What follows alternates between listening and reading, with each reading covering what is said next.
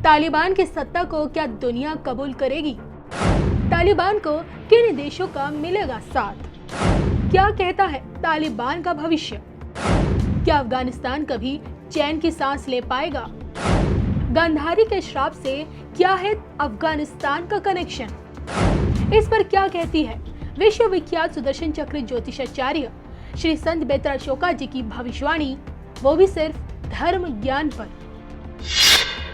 नमस्कार, धर्म ज्ञान के दर्शकों का स्वागत है। मैं कविता राणा, मेरे साथ मौजूद है विश्व प्रसिद्ध सुदर्शन चक्र ज्योतिषाचार्य श्री संत बेतरा अशोका जी। सर, स्वागत है आपका। नमस्कार। इस वक्त अफगानिस्तान में तालिबान 2.0 की सरकार है। सवाल उठता है कि क्या तालिबानी सरकार अफगानिस्तान में शांति स्थापित कर पाएगी? उसके जितने भी पड़ोसी मुल्क हैं, चाहे आप रूस को ले लीजिए, पाकिस्तान को ले लीजिए, चीन को ले लीजिए, तमाम मुल्कों को ले लीजिए, किन देशों की मदद से क्या कभी अफगानिस्तान में शांति स्थापित हो पाएगी या नहीं? क्या कहता अफगानिस्तान का आने वाला कल? आइए जानते हैं श्री संत बेतरा अशोका जी से। बताइए सर। देखिए, अफगानिस्तान में तालिबान ने जो अपनी सरकार के गठन के लिए जो टीम चुनी है, वो 7 सितंबर 2021 को शाम को 7:53 में उन्होंने इसकी डिक्लेरेशन दी थी कि कौन कौन व्यक्ति क्या क्या होगा। तो उस समय की कुंडली को अगर हम लेके चलते हैं तो सूर्य और चंद्रमा एक ही राशि में।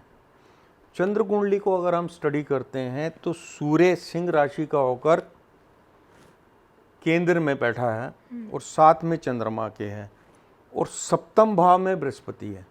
बृहस्पति आपका जो है पंचमेश और अष्टमेश है जी। तो सिंह राशि का जो सूर्य होता है, अगर वो लगन में है तो उसकी लाइफ कम करता है, अगर जातक की कुंडली में लेते हैं तो। इसलिए इस गठित सरकार की लाइफ बहुत कम होगी, जो 5 साल की मानी जाती है, तो बहुत कम लाइफ है इसकी। नंबर 2, सप्तम में बृहस्पति होने के बाद गजकेसरी योग तो बनता है, लेकिन सप्तम बृहस्पति जो है वो शनि की राशि में है, शनि छठे घर में है, और बृहस्पति जो है पंचमेश और अष्टमेश है। पंचमेश और अष्टमेश होने के कारण ये जिनको अपना मित्र मानेंगे वो इनको धोखा देंगे, और बहुत बड़ा धोखा देंगे, क्योंकि सप्तमेश जो है शनि छठे घर में है जी। तो सप्तमेश शनि छठे घर में है, जिनको ये पार्टनर मानेंगे, जिनको ये मानेंगे कि ये हमारे सहयोगी हैं, हमारी सरकार को स्टेबल करेंगे, हमारी सरकार को सहायता देंगे, उनसे इनको बहुत बड़ा धोखा मिलेगा, विश्वासघात होगा। क्योंकि उनका ऑब्जेक्टिव जो है तालिबान को स्टेबल करना नहीं है। कोई भी नेबरिंग कंट्री नहीं चाहेगी कि तालिबान स्टेबल हो जाए। द मोमेंट तालिबान स्टेबल हो जाता है तो नेबरिंग कंट्री अनस्टेबल होना शुरू हो जाएंगे, क्योंकि जो उनका प्रोडक्ट है आतंकवादी, वो फिर नेबरिंग कंट्री में जो ये एक्सपोर्ट करना शुरू कर देंगे। तो उसका रिजल्ट क्या होगा? नेबरिंग कंट्री में अस्थिरता, और कोई भी कंट्री अस्थिरता नहीं चाहती। तो इनकी जितनी भी नेबरिंग कंट्रीज हैं, कोई भी ये नहीं चाहेगी कि तालिबान स्टेबल हो, अफगानिस्तान में तालिबान की सरकार स्टेबल हो। वो जिस टाइम पे इन्होंने सरकार का गठन किया है और सरकार में जिन जिन लोगों को जो जो ओहदे दिए, वो फर्स्ट टाइम जो इन्होंने दिया, उसके हिसाब से जो कुंडली बताती है, एक सरकार की लाइफ बहुत कम है। दूसरा, जिनके सहारे से, जिनके ऊपर ये विश्वास करके चाहेंगे कि उनको स्टेबिलिटी मिले, वो स्टेबिलिटी इनको नहीं मिलेगी, उसमें इनको बहुत बड़ा धोखा होगा। इनका जो गिव एंड टेक है आपस में, जो एक दूसरे के साथ, जैसे आपने बताया कि पंचशील के बदले में पाकिस्तान चाहेगा कि कश्मीर को डिस्टर्ब करें, तो इनका जो गिव एंड टेक है उसमें आतंकवाद ही इन्वॉल्व होगा, जिसका तालिबान को बहुत बड़ा नुकसान होगा।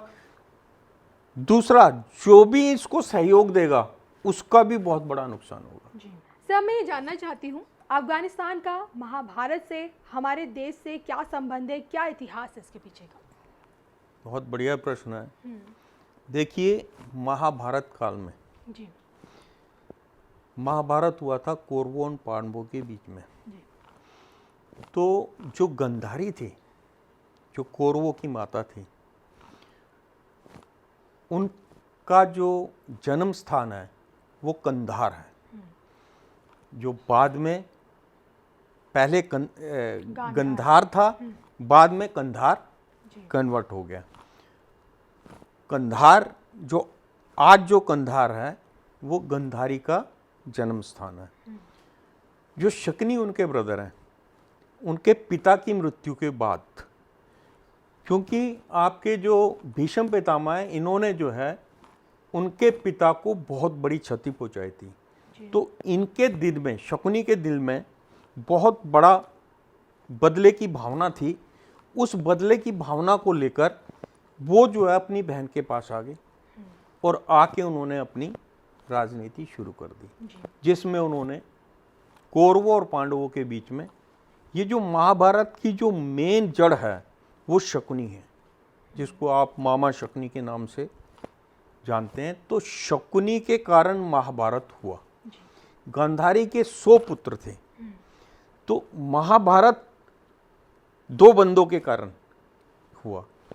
शकुनी ने दुर्योधन को इतना पैम्पर कर दिया कि आपसे बड़ा कोई नहीं है, आप ही जो हैं नरेश होने चाहिए इंद्रप्रस्थ के, और पांडवों को कुछ नहीं मिलना चाहिए, आप ही गद्दी के अधिकारी हैं, क्योंकि आपके पिता जो हैं उनके साथ अन्याय हुआ है।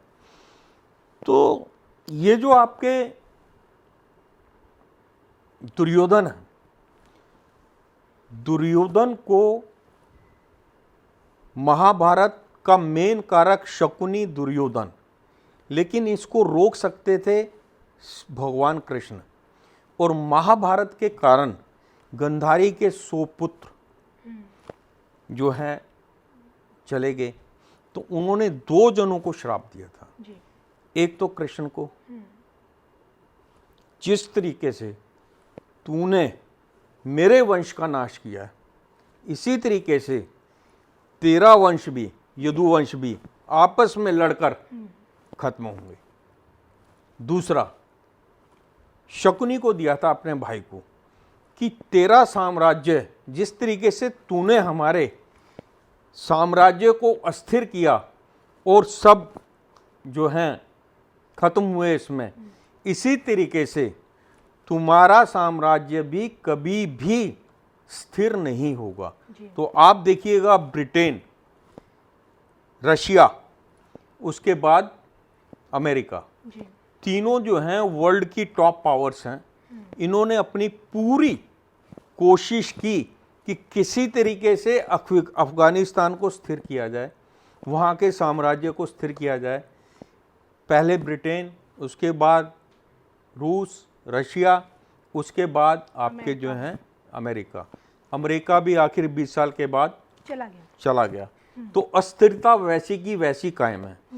अब जो हैं, अब जो खलीफा आ रहे हैं, इनको जो सपोर्ट करने के लिए वहाँ पाकिस्तान, जिनकी खुद की सेम इंडस्ट्री है, सेम इंडस्ट्री के बंदे आपस में इंपोर्ट एक्सपोर्ट तो हो सकता, पर किस चीज़ का करेंगे?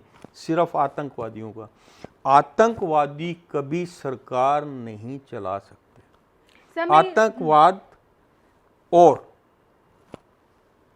शांति वार्ता या शांति, ये दोनों साथ रह ही नहीं सकते। तो इसलिए पाकिस्तान और चाइना मिलकर भी किसी भी तरीके से अफगानिस्तान को स्थिर सरकार देने में हेल्प नहीं कर सकते। उनका जो ध्येय होगा वो अपना उल्लू सीधा करेंगे। उसका असर क्या होगा? जब वो अपना काम कर लेंगे तो ये अस्थिर हो जाएंगे। और इनका कोई भी नेबरिंग कंट्री ये नहीं चाहेगी कि अफगानिस्तान में स्थिर सरकार हो। उसका कारण है तालिबान। और मेन जो मुख्य आपके जितने भी आतंकवादी आपके गिरोह हैं, ग्रुप हैं, वो सब आपके अफगानिस्तान में। तो हम ये समझे कि भविष्य में अफगानिस्तान कभी भी चैन की सांस नहीं ले पाएगा? बिल्कुल नहीं लेगा। चलिए सर, हमसे बातचीत करने के लिए आपका बहुत बहुत शुक्रिया। नमस्कार।